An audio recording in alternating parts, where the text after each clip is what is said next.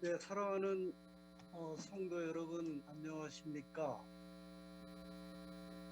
이번 12월 화요 예배의 설교 책임을 맡은 박대헌 목사입니다. 특별한 사정, 이 코로나19 사정으로 인하여 제가 본당에서 말씀을 전하지 못하고 제 연구실에서 전하게 되었습니다. 양해해 주시고 우리가 어느 곳에 있든지 우리 기도하신 집사님의 말씀대로 성령 하나님의 역사하심이 함께 되기를 간절히 소원합니다. 제가 이번에 말씀을 4주 책임을 맡으면서 이제 어떤 내용을 가지고 은혜를 나누면 좋을까 고심하다가 이번 한 달 동안 성화와 관련된 내용을 가지고서 말씀을 드리는 게 좋겠다 생각이 들어서 이 주제를 택하게 되었습니다.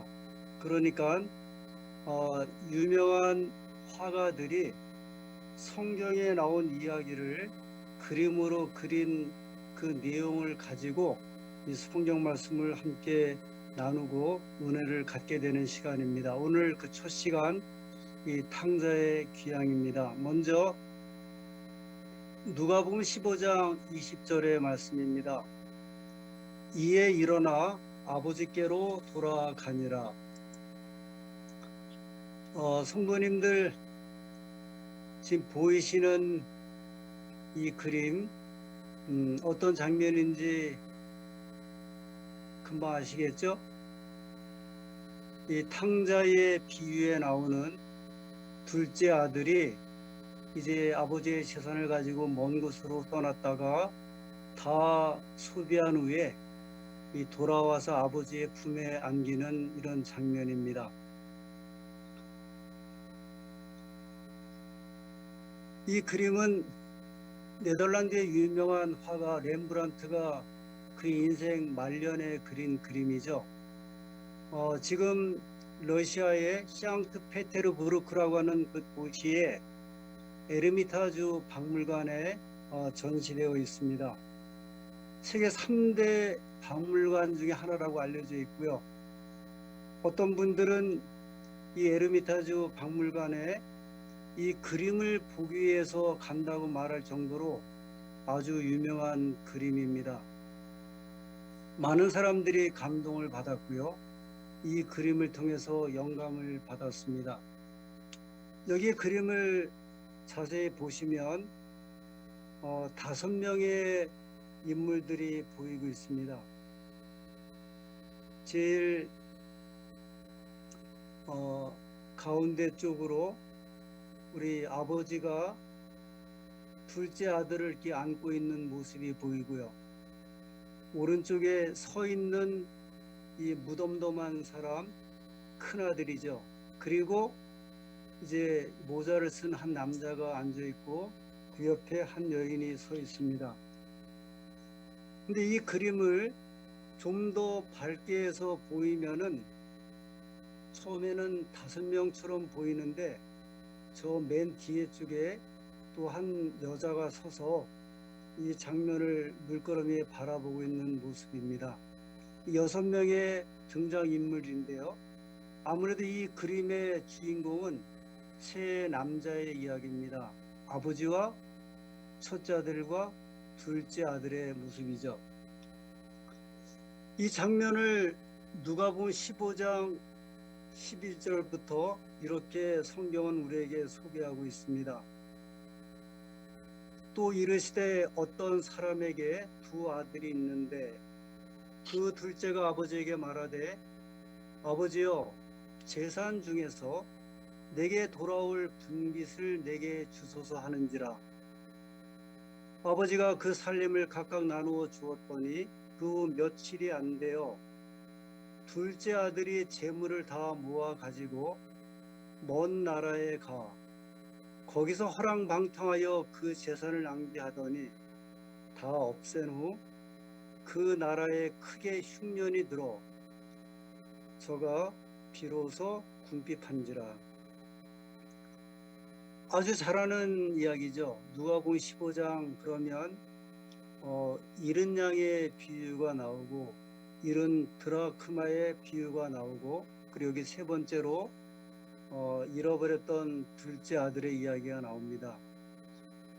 어떤 분은 누가복음 15장을 가리켜 잃어버린 이 분실물 창고라고 표현되었습니다. 잃어버린 양, 잃어버린 은전, 잃어버린 사람. 근데 여기 세 번째 이야기는 우리가 이 내용을 읽을 때마다 한편으로는 씁쓸하기도 하고 한편으로는 애련하기도 하고 또 감동적인 이런 이야기가 될 수 있습니다. 이 그림을 좀 더 가깝게 학대해 보면 아버지의 모습입니다. 렘브란트가 그린 이 탕자의 귀향에 나오는 이 아버지의 모습이죠.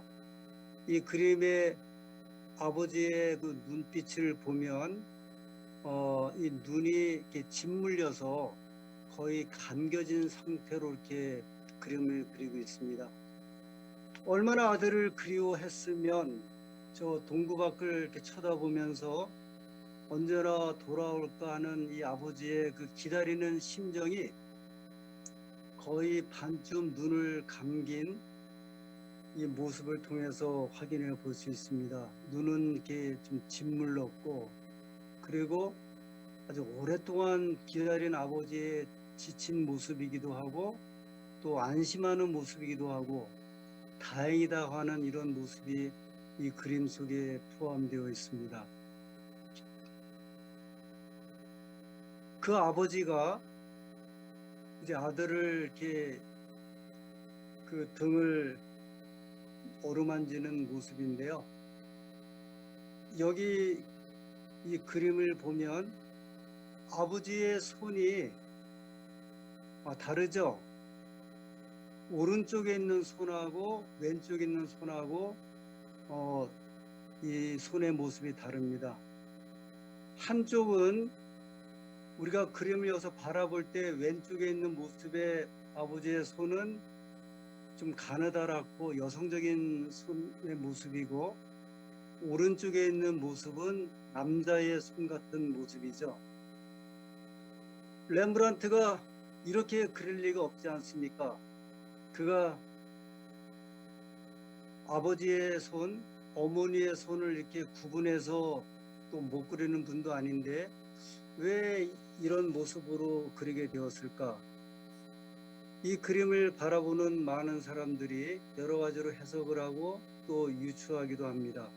아마 저 여자 같은 이렇게 예쁜 손, 또 가녀린 손은 아마 어머니의 심정을 좀 나타난 것 같다. 부드러우면서 자비로운 모습으로 오랫동안 방황하고 고생했던 이 아들을 이렇게 어루만져주는 이제 그런 모습, 부드럽게 이렇게 이제 등을 이렇게 어루만지면서 위로하는 모습, 또 남자의 손 같은 이 모습은 정말 이렇게 이 아들을 한 어깨를 이렇게 꽉 부여잡으면서 아들아, 이제는 더 이상 염려할 것 없다. 내가 너를 보호할 테니까 이제 내 품 안에 있어라. 그래서 이 아주 이렇게 그 다정하면서도 애정적인 어떤 이 모습으로 이 아들을 이제 끌어안고 있는 이런 모습입니다. 반면에 아들의 모습을 보면요, 머리는 이제 다 벗겨진 상태인데 아마 영양실조로 인해서 오래 고생한 아들이 머리도 이제 다 이렇게 빠지면서 아주 초췌한 모습, 그리고 옷을 보면 아버지와 그 큰형은 빨간색의 망토를 두르면서 위험 있는 그런 복장과 옷이지만 우리 아들은 다 낡고 남루한 그리고 헤어져 버린 이런 모습입니다. 뭐 오늘날로 말하면 마치 이렇게 길거리에서 잠을 자고 헤매는 이런 모습. 아시는 대로 우리 둘째 아들은 저 돼지 농장에서 돼지 음식을 먹으면서 그가 고생을 하고 뭐 제대로 옷이나 갈아입었겠습니까? 냄새나고 아주 더러운 이제 그런 모습이면서 이 아들이 둘째 아들이 아버지의 품 안에 얼굴을 이렇게 기대면서 아주 안심하고 또 정말 그 품 안에서 이 평온함을 느끼는 이런 모습입니다. 비록 남루하고 그다음에 아주 헤어진 이런 옷을 입고 있는 상태이지만 그러나 아버지의 품 안에서 비로소 안도감을 느끼는 이런 모습이죠. 렘브란트는 둘째 아들의 발을 또 주목해서 그렸습니다. 신발 다 헤어지고 낡고 밑창이 떨어지고 그가 제대로 된 신발이나 신었겠습니까? 그의 발바닥을 보면 이제 이렇게 상처에 굳은 살에 아주 거친 영양실조 그리고 제대로 먹지도 못하고 그리고 먼 길을 걸어서 오는 이런 모습을 이 발을 통해서 투영하고 있습니다. 이 누가복음 15장은 세 남자의 이야기죠. 아버지와 큰아들과 이 둘째 아들의 이야기입니다. 이제 마지막으로 오른쪽에 그려진 이 큰아들의 무표정한 모습이 이 그림에 아버지와 아들의 그 둘째 아들의 모습과 대조적으로 비치고 있습니다. 제가 한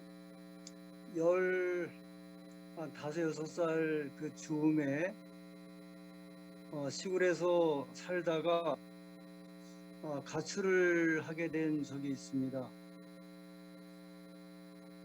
우리 아버지가 이렇게 좀 술을 좀 드시는 분이었는데 그게 너무 좀 힘들고 그래서 그 어린 나이에 제가 이제 일을 하면서 돈을 모으다가 하루는 이제 집을 떠나게 되었습니다. 저는 서울에서 태어나서 서울에서 자랐고 또 중학교까지 지냈기 때문에 서울의 지리를 잘 알았습니다.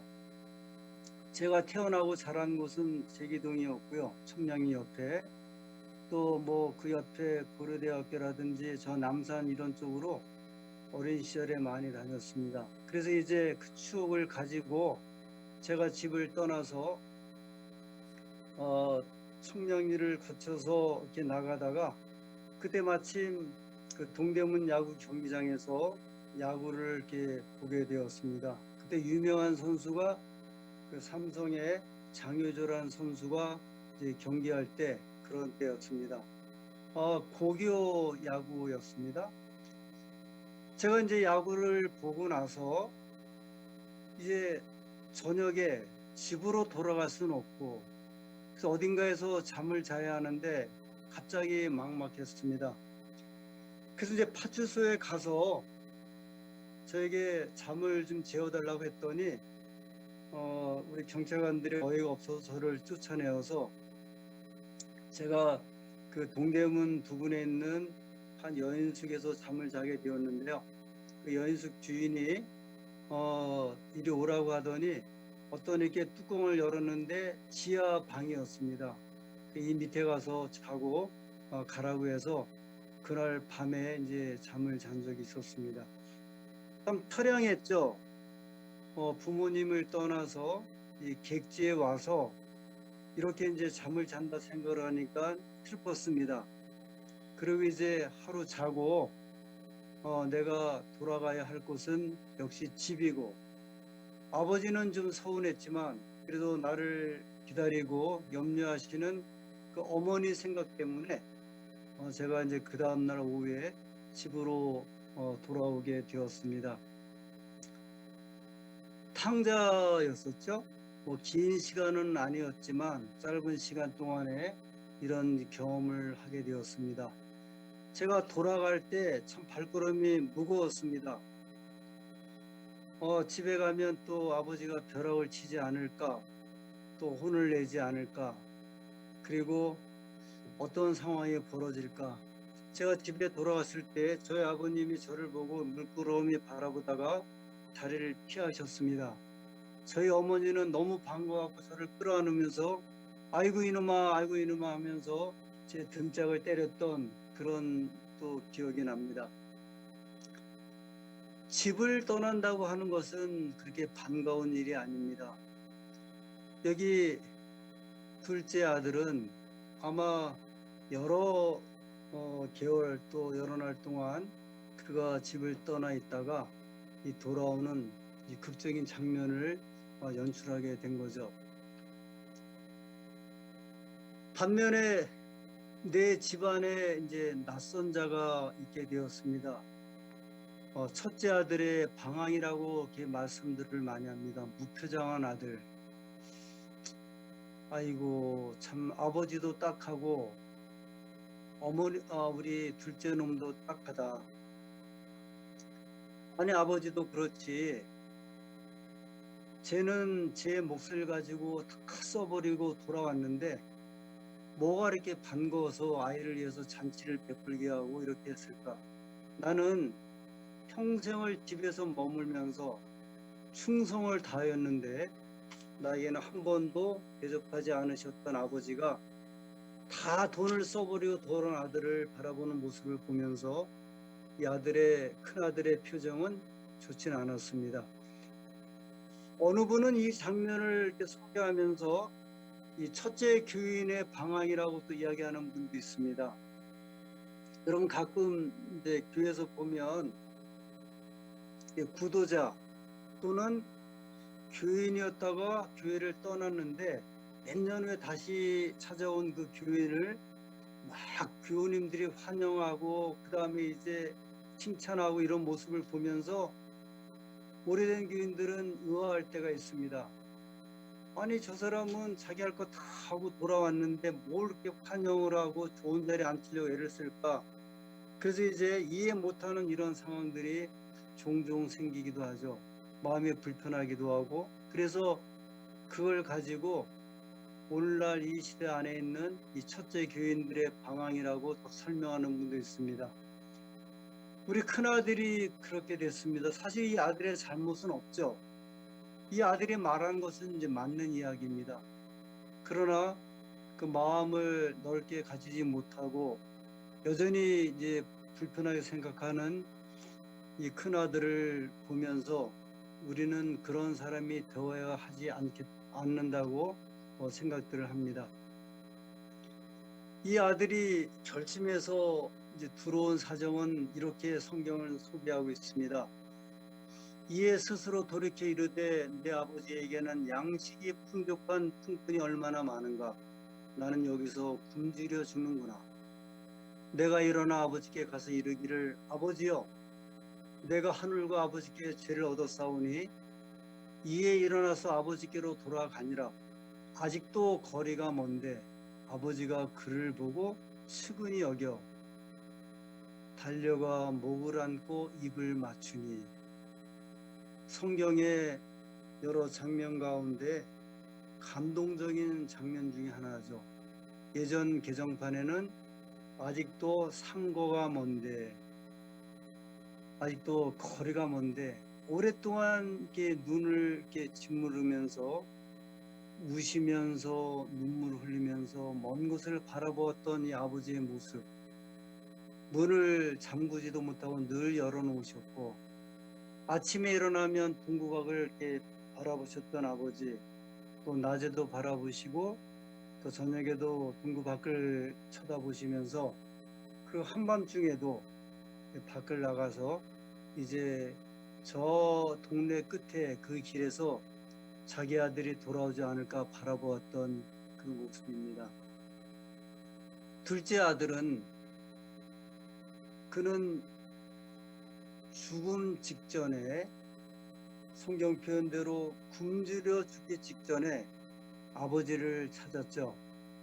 내가 아버지께 죄를 지었지만 아버지께 돌아가면 아버지께서 나를 기다린다고 하는 그 마음을 갖게 되었습니다. 그런데요,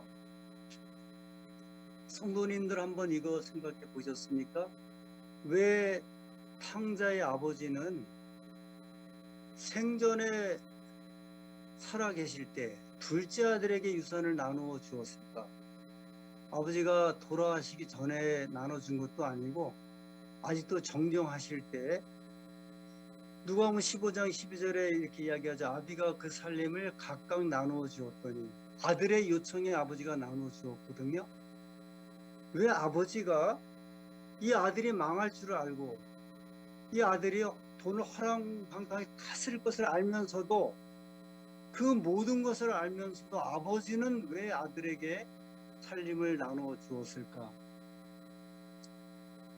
우리는 종종 이제 목회하다 보면 이 성경의 이런 이야기가 우리 삶을 통해서 이해되고 이런 뜻이 있었구나 하는 그런 생각을 할 때가 있습니다. 그러니까 성경의 어떤 이런 비유, 이 사람의 어떤 이런 관계 이야기들을 말씀을 읽을 때는 그렇게 깊게 깨닫지 못하지만 나중에 여러 경험과 여러 사건을 통해서 알 수 있게 되는 거죠. 이 탕자의 아버지가 생전에 둘째 아들에게 유산을 나누어 준 이유는 이 아버지는 만약에 당신이 돌아가실 때쯤에 기력이 다 쇠하였을 때에 이 재물을 나누어 주면 분명히 둘째 아들은 그걸 가지고 갔을 것이고 그 다음에 허랑방탕하게 쓴 다음에 나중에는 집으로 못 돌아올 것을 아셨던 것 같아요.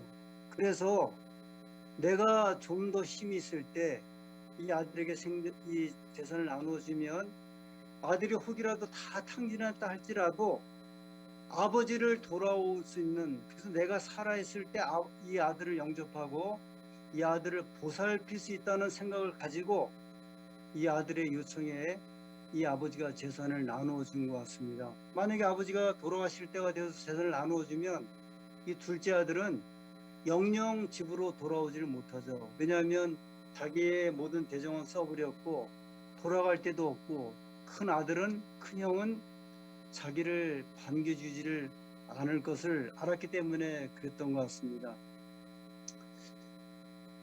제가 아는 한 장로님이 제가 목회를 할 때 이런 이야기를 해주셨습니다. 박 목사, 내가 박 목사니까 한번 이런 이야기를 한번 좀 나누고 싶은데 한번 들어봐. 이런 이야기입니다. 그 장로님이 재산이 좀 있으셨어요. 근데 그 집에 아들과 딸이 있었고요. 딸이 어느 날 결혼한 딸이 아버지를 찾아와서 자기 남편이 준 사업 계획서를 아버지에게 보여드렸습니다. 아버지, 우리 서방이 이런 사업을 좀 한다고 하는데 아버지 좀 도와주세요. 이 장로님은 사업을 하셨던 분이었기 때문에 그 사업 계획서를 보고 나서 딸에게 이야기를 했습니다. 안 된다, 이 사업은.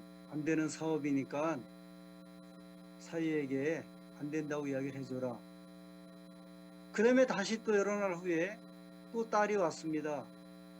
아빠, 이 사업 성공할 수 있대요.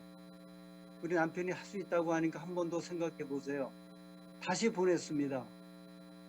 그런데 이 딸이 자꾸 와서 아버지에게 부탁을 했습니다. 그래서 이 아버지가 많은 돈을 도와줬어요. 이 아버님이 아주 큰 차도 갖고 계셨고 좋은 아파트에 계셨고 재산도 있으셨는데 이 사위에게 자기의 재산을 많이 투자를 했습니다. 사위가 망했어요. 쫄딱 망했습니다. 이 장로님도 재산을 다 잃어버렸습니다. 그래서 동가숙 서가식 하면서 이 아버님이 이제 머물 곳이 없어갖고 지방 이곳저곳을 떠돌다가 마침내 한 곳에 정착하게 되었습니다. 그때 장로님이 저에게 이렇게 이야기를 했습니다. 박 목사, 내가 왜 그때 그 사업이 안 될 줄 알면서도 내 재산을 주었는지 알아? 우리 사이놈이 우리 딸을 핍박을 할까봐 내가 그걸 알면서도 내 재산을 다 도와준 거야. 그 이야기를 하시더라고요. 딸 때문에 딸을 핍박을 할까봐 이 아버님은 그걸 알면서도 도와주었다고 말씀하신 겁니다. 탕자의 아버지의 심정이 이해가 되었습니다. 제가 아는 한 장로님은 아들을 얼마나 사랑하셨던지 아들이 군대 갔을 때 군대 훈련소까지 따라가셔서 맞은편 언덕에서 망원경을 가지고 저 군대 연명장에서 훈련받는 아들을 한번 찾아보려고 그 주변에서 한 일주일 머물면서 살았다고 하는 그 말씀도 하셨습니다. 아버지들이 얼마나 아들을 사랑하는지 저는 이 탕자의 비유에 나오는 이 아버지의 심정을 몇 장로님들의 경험을 통해서 알게 되었습니다. 우리 장로님들도 그런 심정이 있고 그 딸과 아들에 대한 깊은 마음이 있는데 우리 탕자의 아버지도 아들에 대한 사랑과 관심이 왜 없겠습니까? 렘브란트는 그가 참 자상을 많이 그렸어요. 그 그림 가운데 하나 보면 여인과 방탕한 아들인데 이 방탕한 아들은 자기 자신을 가리켰습니다. 그는 많은 작품 중 약 100여 점을 자상을 그린 화가로 알려져 있습니다. 여기 있는 것처럼 정말 한 여인과 이렇게 즐겁게 지내는 모습을 그리면서 자기는 이 방탕한 아들이었다. 렘브란트는 17세기의 회화의 대가입니다. 유화 600점을 그렸고요. 애칭 그 파나를 300점을 그리면서 아주 유명한 당시대의 화가였습니다. 그러나 그는 가족적으로 굉장히 비극적인 삶을 살았습니다. 첫째 아들이 출생 후에 바로 사망을 했고 둘째 아들은 세례받고 3주 후에 죽었고 셋째 딸은 생후 2주 후에 사망을 했고 그리고 얼마 후에 어머니가 돌아가셨고 그리고 아내 사스키아가 죽습니다. 그래서 이제 딸 하나만 생존했습니다. 그가 참 많은 재산을 가지고 있었는데 낭비벽, 또 광랑벽 이런 것 속에 완전히 파산을 했고 거의 이제 알거지가 되었습니다. 그래서 렘브란트가 그린 거의 미완성 유작 중에 하나가 최후의 작품이 돌아온 탕자라고 이야기를 합니다. 자신을 탕자로 투영을 해갖고요. 이 탕자의 모습이 마치 자기의 모습같이 그렸다고 알려져 있습니다. 그래서 이 렘브란트는 이 탕자의 귀향이라는 작품을 그리면서 그는 마지막으로 그 작품을 통해서 하나님께 돌아오는 자기의 모습을 그렸고 그는 그 그림을 통해서 마침내 하나님의 품 안에서 생애를 마치는 이런 삶을 살게 되었습니다. 제가 그 바이블 클래식이라고 하는 그 책을 읽는 중에 이 작가 김성현 씨가 이런 이야기를 썼습니다.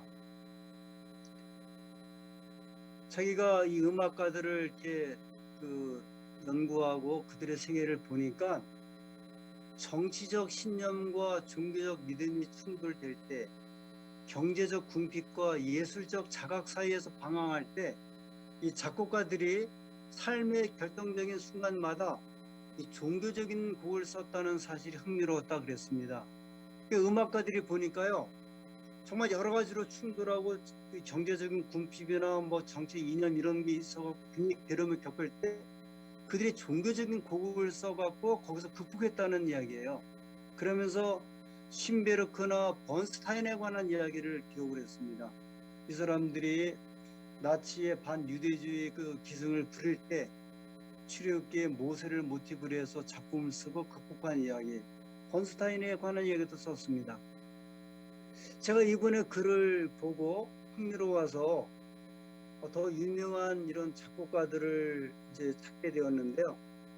베토벤은 52살 때 아주 경제적인 궁핍이 있었고요. 건강이 악화되었고 조카의 양육권 문제로 굉장히 힘들어할 때 그는 장원 미사곡을 쓰면서 그가 회복했다고 고백을 했습니다.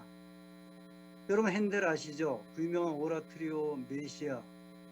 그가 이제 원래 독일 사람이었는데 영국에서 활동을 하면서 성공했지만 엄청 스트레스를 받았습니다. 그래서 52살 때 뇌졸중 증세가 오게 되었고 오른쪽 손가락 4개가 마비가 오게 되었을 때 그는 오라트리오 메시아를 쓰면서 그가 회복하게 되었습니다. 물론 나중엔 실명까지 하게 되었지만 그는 마지막 생애 가운데 이 종교적인 작품을 통해서 하나님을 만나는 경험을 했고 그 다음에 삶의 기쁨을 찾게 되었습니다. 제가 더 궁금해서 이제 더 이렇게 주목해 보니까 이렇게 여러 신문 가운데 기사에 보면 미켈란젤로 유명한 화가이죠, 건축가이죠. 그는 베드로 성당을 이제 완성하게 되었는데요. 중간에 이제 받고 그 다음에 거의 완성까지 가게 되었는데 그때가 71세였습니다. 그때 베드로 성당을 건축하는 일을 맡게 되었고요. 89세 때 죽게 되었는데요. 그는 그 생애의 말년 모두를 인생의 노화가 오고 그 다음에 절망이 올 때 그는 베드로 대성당을 짓는 일에 몰두하면서 그의 삶에 또 다른 꽃을 피우게 되었습니다. 우리 윤동주 시인의 그 참회로 그는 이렇게 그는 시를 짓게 되었습니다. 나는 나의 참회의 글을 한 줄에 줄이자 만 24년 1개월을 무슨 기쁨을 바라 살아왔던가. 내일이나 모레나 그 어느 즐거운 날에 나는 또 한 줄의 참회록을 써야 한다. 그때 그 젊은 나이에 왜 그런 부끄러운 고백을 했던가. 그는 뭐 30대 그 즈음에 죽었죠. 그러나 그 즈음에 그는 자기의 신앙적 고백, 신앙적 참회록을 통해서 그의 어둡고 우울했던 시절을 극복하고 창세계명 이전에 그는 이런 시를 지으면서 자기 자신을 돌아보게 되었습니다. 뭐 우리가 잘 아는 러시아의 문호 톨스토이도 이제 그런 분 중에 한 분입니다. 개인의 삶을 보면 유명한 그 이어령 교수님, 평론가이자 문화부 장관이었고 한국의 석학이자 그 다음에 아주 큰 영감을 가진 통찰력을 가진 분이죠. 그는 무신론자였습니다. 철저하게 무신론자였는데 그의 사랑하는 딸 미나라고 하는 딸이 이제 막 죽음의 그 경계선을 넘나들 때 그는 하나님께 기도했습니다. 이 미나라고 하는 딸은 이제 검사이기도 했었고 그 다음에 하나님의 일을 하는 참 훌륭한 분이었는데 그 딸이 이제 거의 죽어가게 될 때 그는 하나님께 기도를 합니다. 사랑하는 내 딸아, 너의 기도가 높은 문지방을 넘게 했다. 그래서 그가 쓴 책이 지성에서 영성으로, 이 참회론적인 메시지입니다. 그는 결국은 그리스도인으로 이제 계심을 했고 그리스도인의 삶을 살게 된 것입니다. 우리를 향한 부르심, 우리 주님께서 우리 인생의 가장 절망적인 때 우리의 한 해를 결산하게 될 때 우리를 부르십니다. 돌아가고 싶다고 돌아가는 것이 아닙니다. 마음먹은 대로 되지 않습니다. 돌아간다는 것도 큰 용기가 필요합니다. 멀리 떠날수록 돌아오기가 쉽지 않습니다. 탕자가 그랬지만 돌아왔습니다. 내가 일어나 아버지께로 돌아간다는 탕자의 결심은 간단한 결심이 아니었습니다. 생명에서 생명을 건 결심입니다. 목숨을 건 결심이었습니다. 그렇게 하는 일이 결코 쉬운 일이 아닙니다. 아무나 다 돌아오는 것은 아니죠. 아무나 다 회개하는 것은 아닙니다. 아무나 아버지를 찾는 것은 아닙니다. 인간 관계에서도 이럴진데 하나님께 돌아온다는 것은 쉬운 일이 아닙니다. 그래서 성령 하나님의 도우심이 필요하다고 말씀합니다. 하나님의 영의 역사가 함께하지 않고는 사람을 변화시킬 수가 없다고 하는 것입니다. 저는 찬미가 313장에 우리가 전도회 때 호소장으로 불렀던 이 찬미를 참 좋아합니다. 1절 가사를 보면 돌아와 돌아와 마음이 고난이여 길이 참 어둡고 험하기도 하니 집을 나가니여 어서와 돌아와 어서와 돌아오라. 돌아와 돌아와 우리 아버지께 대문 앞에 서서 기다리고 계셔. 집을 나가니여 어서와 돌아와 어서와 돌아오라. 우리 예술가들 또 뭐 화가들 그다음에 작가들 그리고 무신론자 지성인 그들이 하나님께 돌아옴으로 회복하고 삶의 큰 희망을 얻게 되었습니다. 우리 사랑하는 성도님들 하나님의 은혜 가운데 늘 머무시게 되기를 간절히 소원하고 우리 아버지께서 여전히 기다리시고 돌아오신다는 사실을 기억하시면서 오늘 이 말씀을 마치도록 하겠습니다.